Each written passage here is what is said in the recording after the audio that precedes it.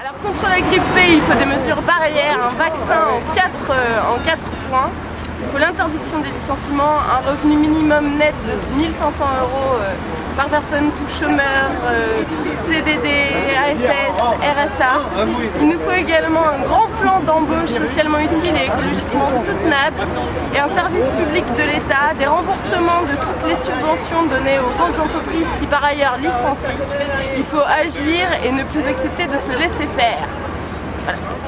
Un foyer de grippe P. La grippe P, c'est le nom scientifique de la précarité, qui est un fléau extrêmement grave qui touche des millions et des millions de personnes. Bon, et nous, on voudrait donner nos remèdes contre la précarité.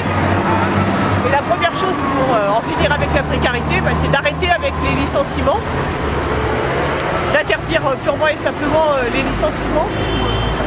La deuxième chose, c'est d'embaucher, parce que dans le même temps où il y a des gens qui sont au chômage et dans la misère parce qu'ils sont au chômage, il y a des gens qui crèvent au boulot parce qu'ils sont surchargés de tâches et que le travail s'intensifie.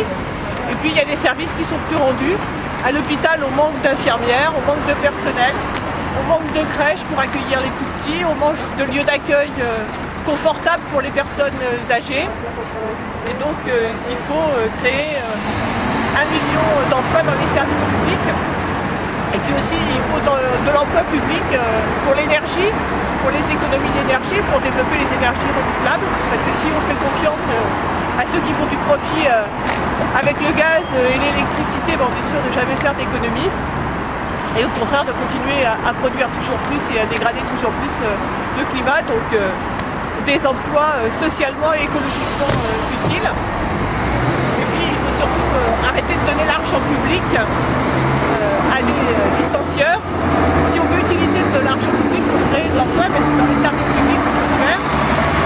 Et surtout, donc, il faut exiger que des licencieurs comme Renault, comme GSK mieux connu sous le nom de Glaxo, fournisseur de vaccins contre la grippe A, mais pas contre la grippe B, qui a touché pour Glaxo 1 million d'euros, pour Renault une avance de 12 millions, et il faut exiger qu'il rembourse ces aides publiques qui ont été gracieusement prêtées ou données par un conseil régional dirigé par le Parti socialiste et ses alliés du Parti communiste et des Verts.